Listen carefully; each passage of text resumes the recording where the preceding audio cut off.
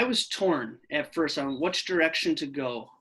With all the work we've been putting in as teachers across the country, some good is going to come out of all this, that we're accelerated ahead of where we ever would have been without it. And you're on the MNSHAPE board, am I correct? Yes, sir. Very cool. I also kind of was convicted because someone was saying, this is not an e-learning experience. This is called distance learning. And e-learning, most people, they sign up. Boy, I think you nailed it there, right on the nose. What's in it for me? And I could hop on Twitter and share stuff, and that's great. But what else can I do to be an advocate for physical education? I can interject. Did anybody beat your challenge of tossing up the Frisbee and catching it on the trampoline? Also, on the MNSHAPE board, we kind of had to step back and say, what is it that we want to accomplish here?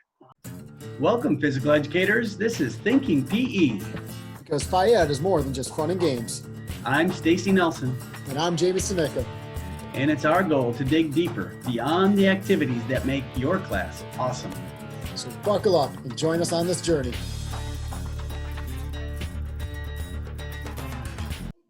Well, welcome to another episode of Thinking PE. And Jamie, you know what? I wanted to give a quick shout out here. I've got a very good friend. His name is Steve Fredlin. And kind of a big deal happened in his life. He released a TED Talk. I don't know if everybody knows what those are, but I think they're kind of a worldwide deal. And he's a motivational speaker, and he was able to release great episodes. Yeah, it's really cool. Big deal for him, big deal for me, because I know somebody really famous now, Two people, you know me. Oh, that's true. Very true. But yeah, I just wanted to give him a quick shout out. The name of his TED Talk is Getting the Right Peeps in Your Jeep. And it's about, as you can figure out from the title, it's about surrounding yourself with good people to make sure you're doing life well and, improving in the things you want to improve and that whole type of a thing. So yeah, and that really ties in with our guest this episode, Sean Ryther. His common theme is surrounding himself with like-minded people and building success based on surrounding yourself with the right people. And Sean is a well-respected physical education elementary physical education teacher in Minnesota. He's a new member of the MNSHAPE board. And let's go ahead and meet Sean and listen to what he has to say.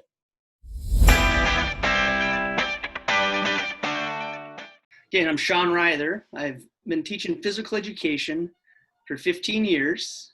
Started out, been teaching in a lot of different settings. Started out in a small private school, Christian private school, then spent 7 years in a charter school. And then I did some teaching internationally in South Korea, did that for a couple of years.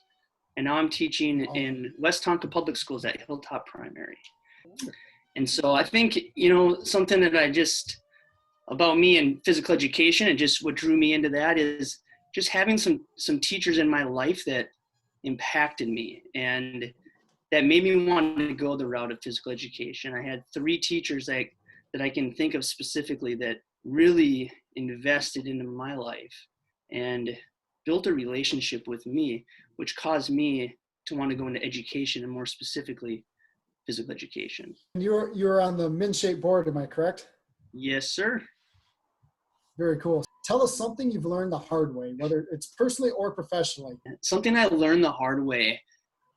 When I started teaching, I didn't surround myself with people in the field of PE to challenge myself and to push myself. And I learned the hard way that you can't do it on your own. I just realized that if I'm going to grow, I need to start searching for answers. I need to look for people to surround myself with, like-minded people that I can learn from, because I was making a lot of mistakes. And, sometimes it's good to make those mistakes. We learn, but sometimes it's nice to talk to people who have made those mistakes before you, and you can learn not to make those mistakes. So that was something that I had to learn the hard way. I did want to switch gears here and talk a little bit about MNSHAPE, which is our Minnesota State Physical Education Organization. Sean sits on the board of MNSHAPE, and I just wanted to hear from you on where MNSHAPE is going with distance learning. What kind of guidance can you provide from the MNSHAPE lens? Absolutely. You know, I was so encouraged. Now I'm newer to the board. Newer to the board, became a board member back in November. So only got maybe half a year under my belt. And again, this was something. I'll just give you a little context to why I joined. Same thing as I talked about earlier. You know, learning the hard way was not surrounding myself with the right people. I knew I was, again, at a stage in my life where I was like, I want to continue to grow. You know, I think we have these benchmarks in our life, and I want to grow, and not just me personally, but I want to help grow our profession. Doing things kind of like what you guys are doing, advocating for it, and doing things like this is amazing. And I could hop on Twitter and share stuff, and that's great. But what else can I do to be an advocate for physical education? I thought if I can get involved with something like this and help any way I can, it'd be great. And not only is it going to help me kind of open my eyes to see what this organization is doing, I firsthand get to be a part of that, you know. And so MNSHAPE stepped up to the plate, and they rang the bell. When this was going on, our president, Lisa Smith, she said, we're not going to be sitting in the back seat on this. We're taking the charge, and we're taking the lead. And so straight away, essentially right when wind got that we're going distance learning, she hopped on a Zoom with all of us and said, let's put something together. And the Minnesota Department of Ed was saying, they're like, we have a lot of students who they don't have access to the internet, and we need to get some PE content into their hands, help these teachers out. And so that's where we went to bat, to create some of those printable resources for teachers who don't have access to the online thing. So what is So I it know like being on the board for you? Is it weekly meetings? Is it what are they driving? Where are they headed? What's their thought for the future here? Yeah, so right now it's, you know, a lot of the discussion is around this distance learning, what's that looking like currently, what it's going to look like in the future. I'm serving on a committee right now where we're going to, you know, as a at-large member, we're going to be pushing out some information in our next Loon Lines about just some resources for parents to access for as soon as summer hits, you know. And if a lot of these summer programs aren't happening, you know, I know our community ed, we just got an email today saying, just be patient, please be patient with us, because, you know, we're ready to go, but kind of our hands are tied a little bit right now.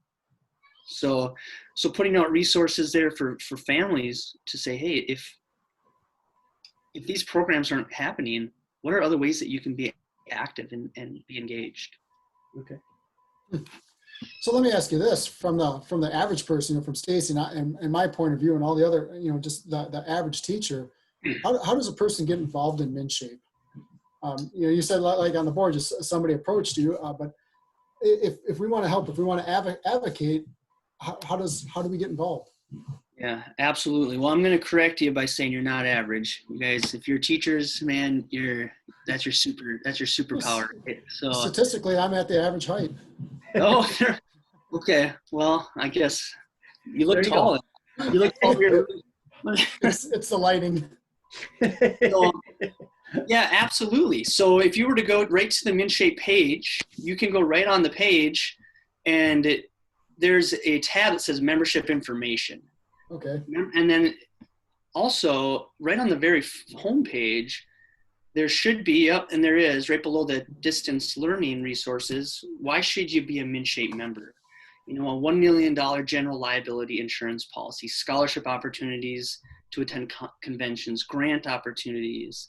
You know, if you host certain events like Health Moves Mind events, opportunities to be recognized as Teachers of the Year, CEU opportunities.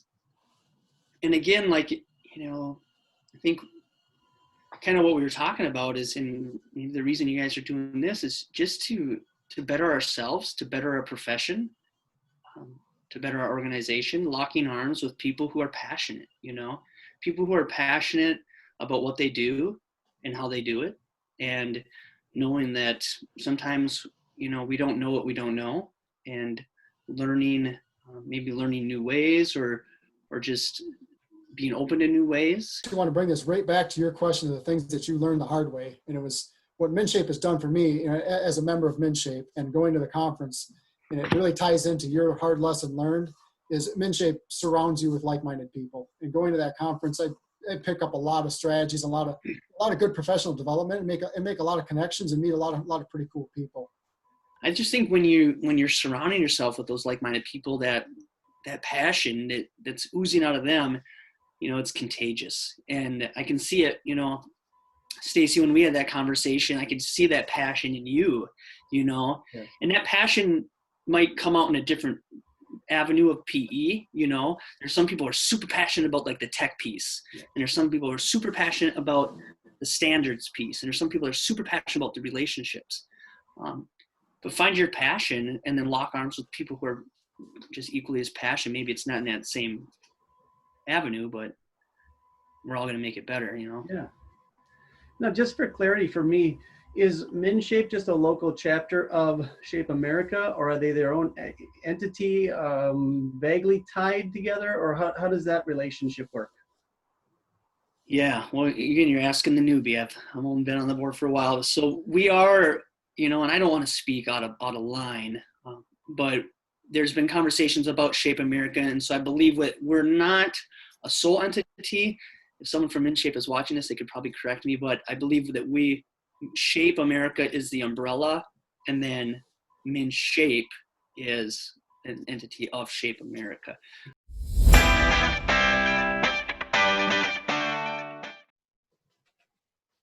So it's great to hear from Sean on his perspective as a person that sits on the board for MNSHAPE.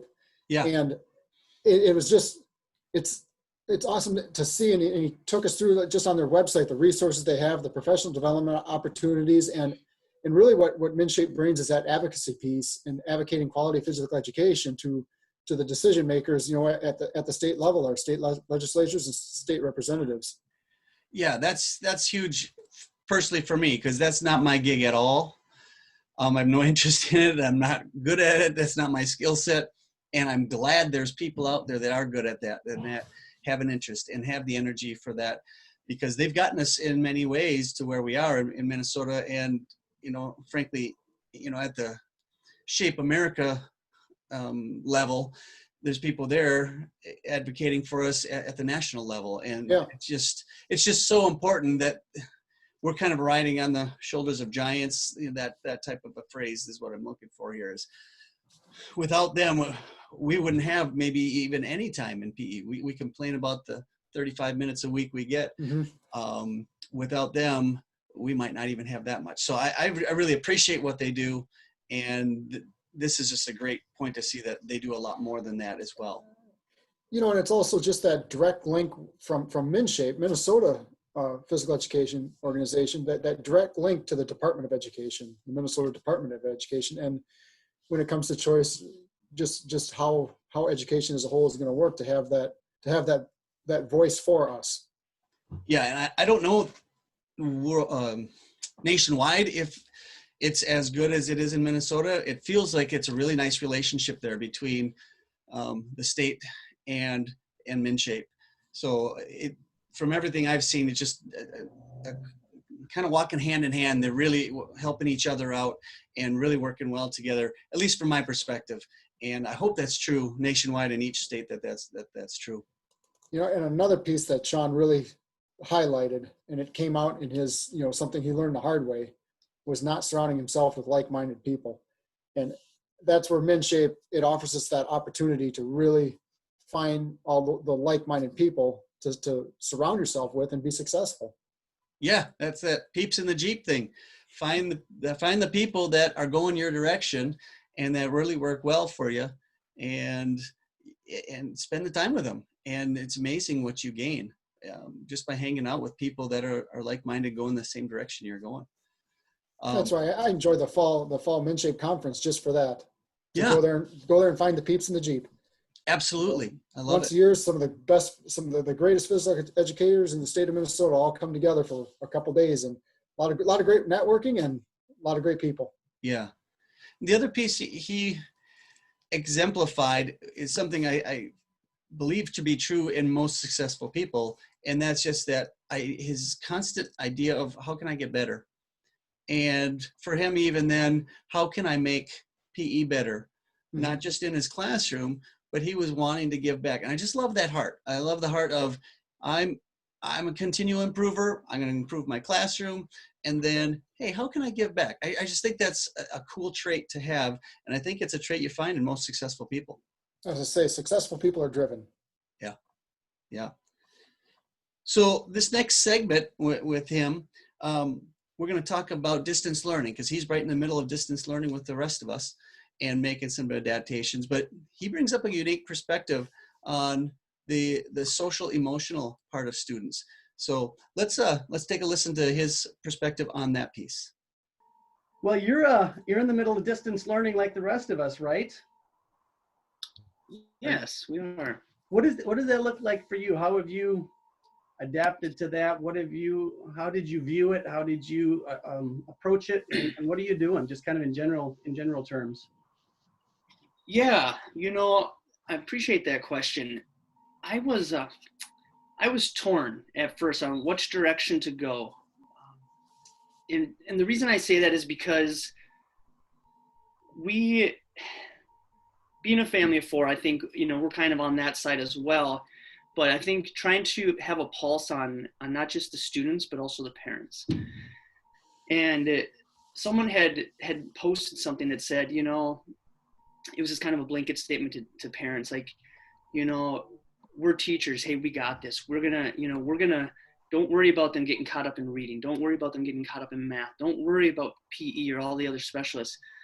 We can fix that. But what we can't fix is maybe the damage that's done by maybe coming down on them, or the stress. And so like that social emotional piece, like during this time, this unprecedented time of really a pandemic or a serious, I'd say a negative thing, and from most lenses, but an opportunity to bring it back to the roots of a family and spending time with your family, getting to spend time with your children, and having dinner around the dinner table, things like that. And so I say all that to, when I was doing this, I was gung ho, like, hey, we're going to go standards, we're going to throw everything at them.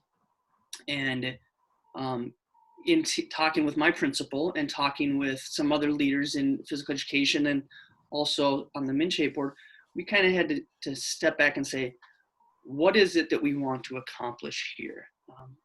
Are we going to overwhelm parents and students by doing too much? So I'll say when I first started, I was going to do a lot, and then I had to cut back, and then I had to cut back again. So that's kind of just the intro to your question, where I kind of approached, wanted to do a lot. I think that's kind of what a lot of teachers wanted to do, because like, hey, these are, a lot of times we view them as our own kids, like, the relationships we build, and we take a lot of pride in what we do in the four walls of our school. And how can we take that and now put it out there virtually? Yeah. I also kind of was convicted because someone was saying, this is not an e-learning experience. This is called distance learning. And e-learning, most people, they sign up for, hey, I'm going to get educated through a platform online. Some families don't have online platforms. Some families, their parents are working, and the last thing that they're going to think about is getting their child to sit down and do any kind of academics, much less physical activity and PE. So that's kind of where I started. What I do is, at first we were starting out 3 days a week of PE, 3 days, and I was pushing out physical activity opportunities, encouraging them to do what the CDC recommends, 60 minutes a day, and telling them it's not mandatory to do this, but it's just recommended, and kind of giving them the insight that, like I teach them in PE, that these brain breaks are good. You don't have to do all 60 at once. Maybe if you're doing math, take a 10-minute break. If you're doing reading, take a 10-minute break. Try to get 60 minutes a day. And then with those 60 minutes, and then I would do 3 PE lessons. And those would be around, much of it was fitness based. And that's kind of the challenge is how much fitness, how much skill-based do we do? And it's just easy to default to fitness-based just because there's a lot of things out there, fitness and dance, but also doing some skill-based things, you know, showing them how to make or use equipment just around the home, you know, but also tapping into that creativity piece, you know, where I would say, hey, build an obstacle course and then show me a video of you doing the obstacle course, or do a write-up and show me how, you know, maybe it's a map of the obstacle course, or create a dance and then share that dance or teach somebody else that dance. Yeah. And so those are some things that I did because, man, that creativity piece is awesome. And when you're at home and you got all these things, because, you know, when we're in the gym, we have all this equipment, but when you go home, just assuming someone has a jump rope or a ball or, you know, they might not have that. And so being creative. So let me ask you this, you know, in our classes, we run formative and summative assessments to measure our progress and engagement and you know, assess skills. Are you able to measure your engagement or the effectiveness of your lessons, or in any sort of tangible way? And so I've had the opportunity, I had a little video up, you know, called Hilltoppers Are Awesome. Our school's Hilltop Primary. And there's this video kind of out there on YouTube called People Are Awesome. And so, and it's just doing tricks and whatnot. And so I said, hey, you know, show me something fun that you've been doing at home. Shoot me an email, trick shots, or, you know, maybe tricks that you can do with your body or sports equipment. So I've had students sending me trick hockey shots, basketball shots, football throws, flips on the trampoline. And, you know, and so being able to see that and then provide some feedback with that. But to answer your question, as far as the engagement, you know, that's where it's been, I don't want to say discouraging, you know, because maybe not everybody puts everything on there that they're doing, but, you know, PE is a very physically active, physically engaging class, right? And so when you do that and you take it virtually, it's hard to see that if they're not responding virtually. On Mondays, I do a Zoom meeting, and I do 2 Zoom meetings with them, and I usually kind of do a kind of a fitness activity with them and beat the teacher challenge. So I'll do some challenges with them. And I can interject. Did anybody beat your challenge of tossing up the Frisbee and catching it on the trampoline? Oh, no one. I did see that. That was epic. Oh, thank you. Yeah, that was fun. I know there's, you know, Justin Cahill, he's on someone I follow on Twitter, and just a mastermind with physical education activities. And he threw out his son had done this challenge where he threw a ball over the garage and he ran through the garage to the service door and caught it. And I was looking, I was like, well, I love fun challenges like that, you know, and my kids are kind of a little too young to do some of those. And so I'm a kid at heart, right? And so Mr. Ryther's a kid. I said, well, my garage was a little messy because I was doing some projects, you know, to have a little more time on my hands. And I had the backyard ripped up because we had a line that I had to remove, an electrical line I had to position. And so I was like, there's no way I'm going to try that. I'll kill myself. So I was like, let's try this one. And yeah, it was a good one. Well, they love the teacher challenges. They love that. I get a lot of parents emailing me or responding through Seesaw and saying, you know, it's my child's favorite part of the day, where they get to hop on and see you face to face and try to beat your challenge. And gentlemen, I think we all know, I mean, we get into this for the relationship. Stacy, you and I had a really great talk about that at that standards meeting. It's about relationships. And that's kind of where I was at the beginning, you know, as I wanted to throw out a ton of content, because it's like, well, I'd rather throw out too much or more, and then they can choose. But then some people are saying, man, you throw it that much, it's going to confuse them, you know? And I'm glad I had that feedback, because it was, you know, even my first grade daughter, I said, hey, why don't you, if I shoot this over to you on Seesaw, tell me what you think. And she looked at it and she's like, you know, and she pushed a button, and it was me trying to do a video explaining something. And she's like, Dad, can I just hit the X already? I was like, what? Hit the X? She's like, I just want to close this video. I was like, whoa. What? Okay. I said, enough said. I know I don't need to put a big old video like of myself up there, but I would say if anybody's out there watching this, and you know, depending on what we're doing next year, you know, I know we're kind of all holding our breath, we'll probably find that out here in the next month, is continue to build those relationships.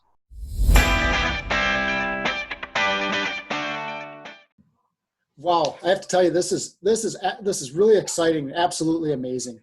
And I just say that because if you've accidentally listened to any one of our podcasts in the last 9 episodes, these same themes keep coming up over and over again. And in a way, it gives me that confidence, just in the work and the research that we've been doing, that I say, number one, relationships. It all goes right back to building relationships as the foundation of education as a whole. Whether it's in the gym or in a distance learning setting, it starts with those relationships.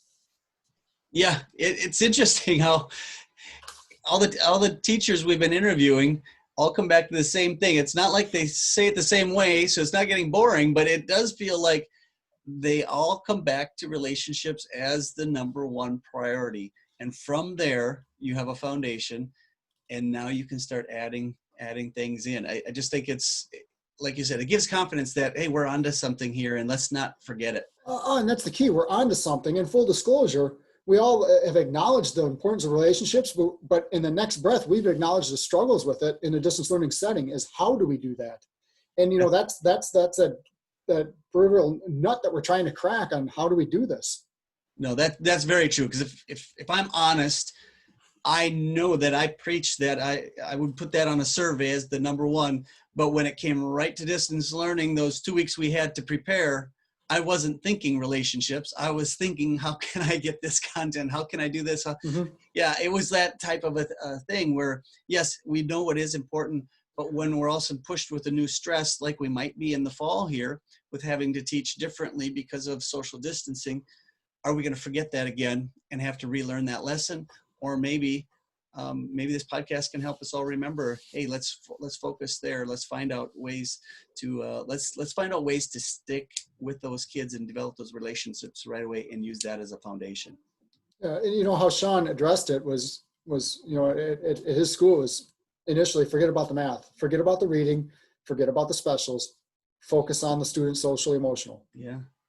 And the impact of that, and really I say the groundwork that sets, because we've learned in other podcasts or other research we've done, the content is meaningless without the relationships. Yeah, no, absolutely right.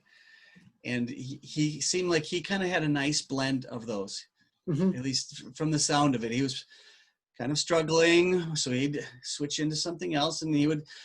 I like how he kind of used the creativity. Then he talked about we talked about our last podcast, or a couple of times ago, we talked about ICCU, where you give the kids an ability to create. And so he has them create their own, what was it? He said the obstacle course. Thank you. And then send me a video of it instead of just having or draw a map. Yeah. Or draw. Yeah. I thought, hey, what a great adaptation. Yeah. No, I just felt he had a really nice blend of that for his students. I'm excited for his students for the way he navigated this distance learning platform, for sure. Yeah, so and that takes us into the next segment here, where he's going to talk a little bit more about his intention and his goals of expanding what we've learned in the distance learning setting into when we get back to the classrooms. You think you'll use some of this to expand your classroom a bit, and maybe do a couple of assignments a year that they're outside of the gym class, where you have them, I don't know, maybe do their own, pick their own thing to work on. And then you keep in touch with them online outside of class. You don't do much in class with it, but say every 3 weeks, you check in with them and say, hey, time to retest yourself on that fit goal. I would have to caution myself and say, maybe, like you said, maybe it's a couple times a year, or specific instances where maybe it's a student who maybe missed for illness or something. Yeah. I'll just, hey, you know what, you didn't come into school, but what if you were to show me through your Seesaw app, just take a video of yourself doing your TL step throw, stepping with opposition. Show me that, Yeah. Yeah, I'm really curious. I'm kind of an optimist, generally thinking, okay, this is tough times, but this is gonna make some things really good coming up. This is gonna open doors for us that were not open before, of some sort. I don't know, and it's not gonna make everything easy all of a sudden, but with trauma, with tough times, with all the work we've been putting in as teachers across the country, some good is going to come out of all this, that we're accelerated ahead of where we ever would have been without it. So Absolutely. I believe that 100%. And I think it's some of the teachers, kind of like myself, where I was 15 years ago, not knowing where to go. But as teachers, by using platforms like this podcast and other things, Twitter, sharing it out and saying, you know what, I never would have thought of that. That's a great idea. Now I can implement that. And not only are we going to be better as individuals, our students are going to be better, because we're just making, quality physical education for our students. because it was interesting. I do a lot of tracking these last few weeks. I've tracked a ton of stuff. Um, Engagement. I've asked my students a lot of different questions about the stuff I've been doing, what they like, what they don't like, how engaged they were. It was super interesting. One of the things I've done with the 3rd through 5th graders is just have them take their heart rate. I taught them how to do that. And we take a resting heart rate, and then we do it after the warm up to see if we got our heart rate up a little bit, and then after the workout. And I threw that in there as a question on one of the last surveys I did. And I had them rank from 1 to 10, all these different activities. That was one of the things they loved most out of the whole 8 weeks we've done, is they loved taking their heart rate. The other thing they liked was actually filling out the Google survey at the end of every lesson that asked them questions and asked them to fill in their heart rate. It asked them to fill in how they felt about the activity of the day. And it was like an online worksheet. That was their second favorite thing to do. I mean, it's making me really think. I don't know what to grasp from that yet, but they like content. That's what I'm learning. I don't have to be afraid of content. Well, I think too, Stacy, I think as humans, we tune into WIFM, what's in it for me, and when I say that, it's kind of what is it for me is they like to talk about me. Everybody likes to talk about themselves, and if it's something that is personal to them, man, they can do it. Like, hey, how did you like this, or how did you feel during this? Well, that's about them, and then they can just go to town. Yeah. But hey, go do this workout. Okay, well, I'm gonna go do some air squats. Well, I like the Avengers, so that's kind of cool. But sometimes, when it's about them, personal, and they can personalize it, I agree with you. Yeah, they're it makes it more meaningful, right? When they can have some ownership to it. Boy, I think you nailed it there, right on the nose. What's in it for me? I mean, and that makes it sound negative. You didn't mean it negative at all. It's just that's the human nature of we're oriented. The kids are oriented around themselves, and you see that on Facebook. It's that same. People love to respond. They love to when it's about them. Yep. Oh, I like that. We interviewed some middle school, high school, and college students, and they kind of were saying in that same kind of vein. They didn't use the acronym "What's in it for me," but they were basically saying they can see through when a teacher is just trying to keep them busy, and when there's a legitimate thing to learn. It was super interesting to listen to them talk. They're like, because we're teachers, we don't want to overwhelm the parents or the kids, but there's the other end of that where they go, if you're just, it was a 7th grade girl that she was talking. She was like, this teacher's getting paid for this? He's just putting up some video to keep me busy, and he's getting paid for that? I'm like, oh, if that's I don't want to come out of this 8 weeks at the other end and have that be the image of PE teachers saying we just took the easy way out and just threw a video to keep the kids busy for 8 weeks. I don't want to be on that end of it either. So. That's interesting. And one thing back to where you were at, I think more teachers now are going to be kind of under that lens, because you can kind of chalk it up as saying, well, I'm not really tech savvy, so I didn't really know how to get this stuff out. But the good ones, the great ones, they figure a way to get stuff out to their students that's meaningful.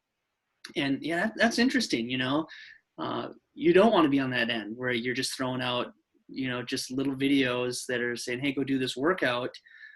Is there going to be some substance to that, And when we get back, sometimes, if you have a great administrator that walks in the doors, and watches you teach, but sometimes, those four walls, it's just you and your students, and no one really knows what you're doing maybe. And when it's out on a digital format and parents are looking at it now a little more, how is that communication with the parents going to go?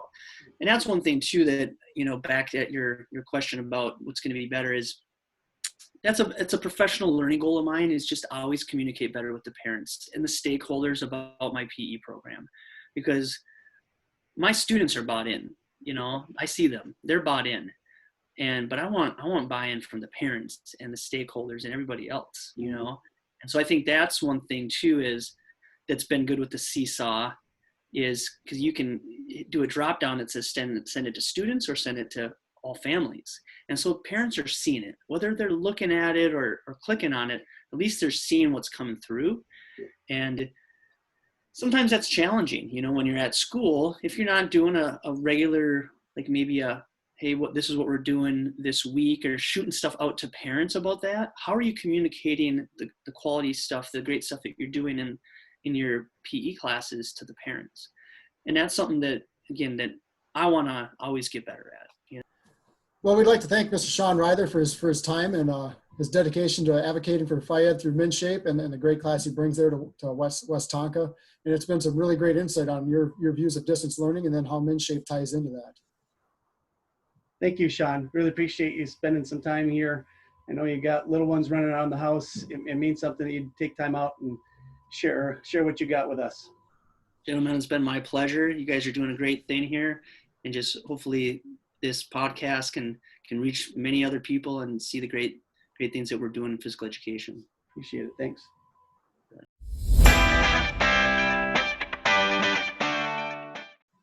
Well, Jamie, that WIFM, what's in it for me?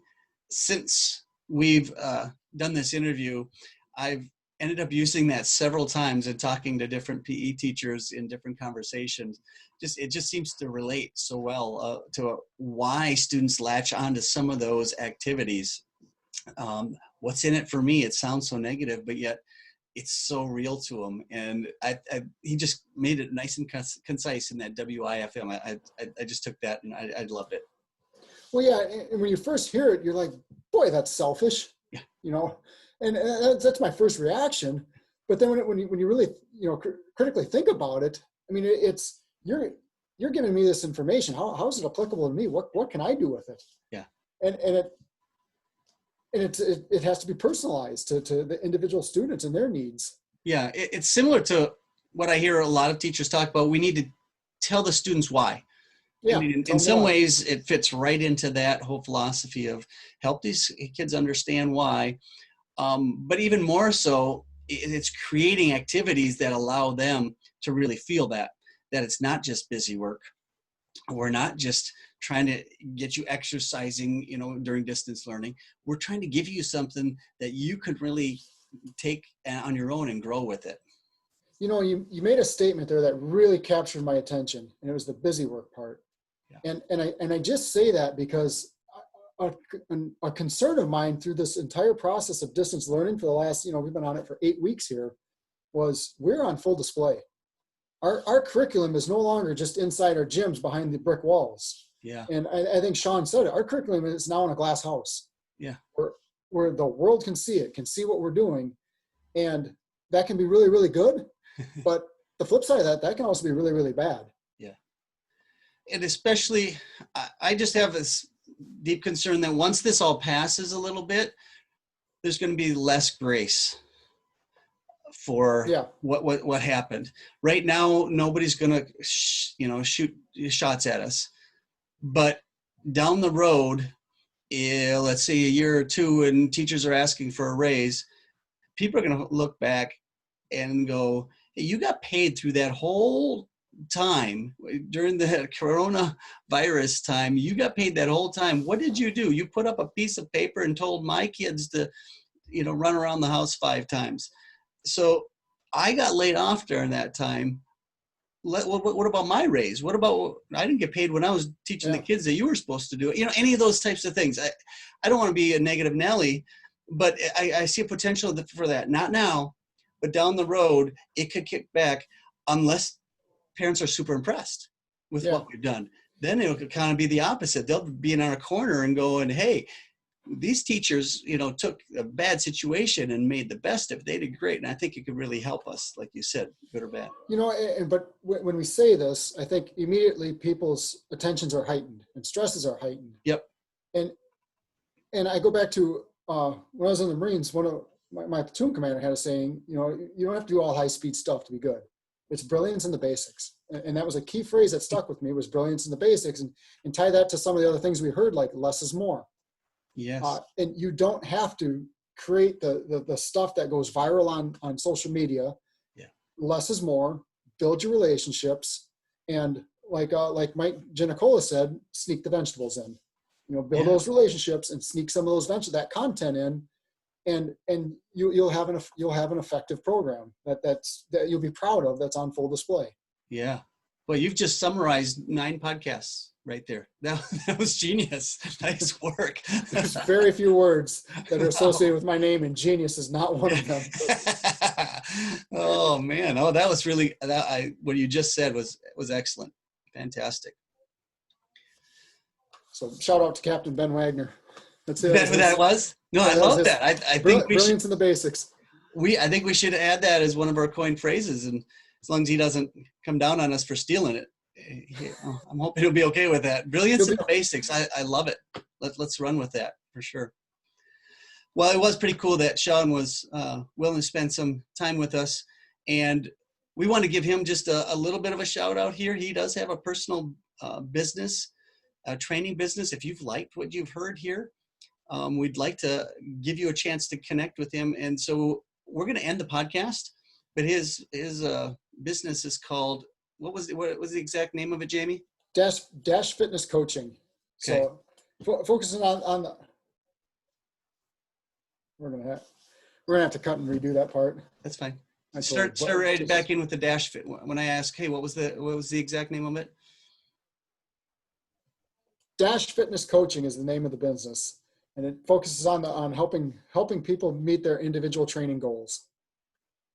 Yeah. So it'd be cool if that's of interest to you. We're going to add that to the end of the podcast. So we're going to wrap up here, but keep listening if that's of interest to you. He gives a little plug, talks a little bit about it, and he'll tell you how to get in touch with him at that point.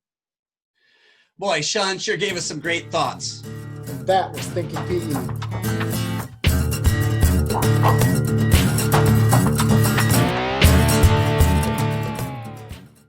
I'm a fitness enthusiast. I love anything to do with fitness. And so I've done a lot of fitness competitions, triathlons, marathon, and also have a personal training business that I do on the side a little bit, and a CrossFit level 1 certified trainer. What kind of training business are you in? Yeah, so it's called Dash Fitness Coaching. I came with the name Dash Fitness Coaching, Stacy, because in most things in life, well, I thought of this. We're born and then we die. And you've heard the phrase that you got to live life in the dash. Yeah. Okay.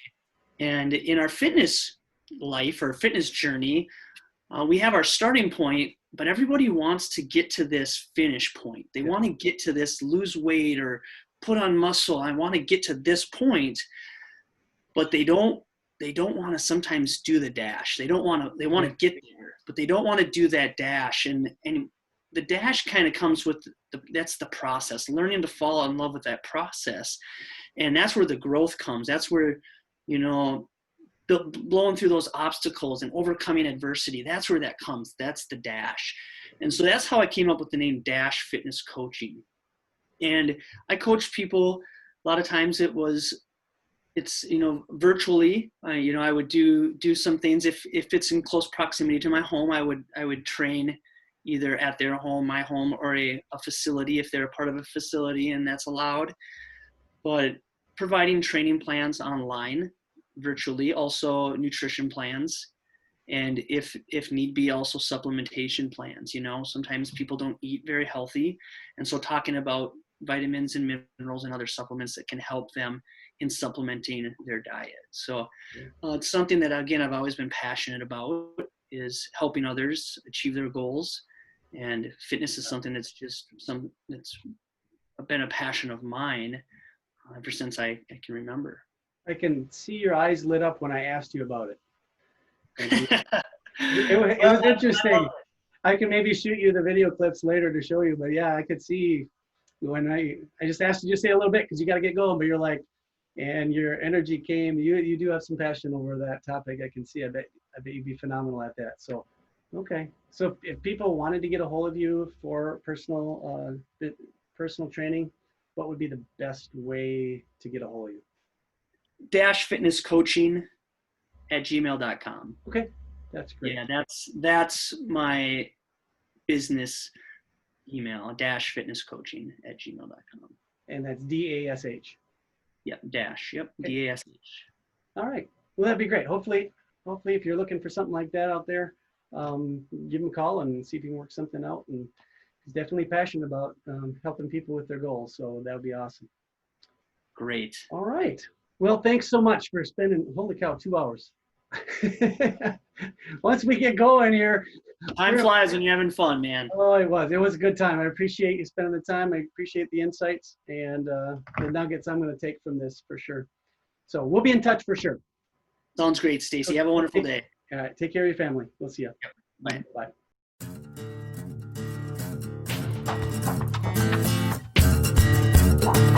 Bye.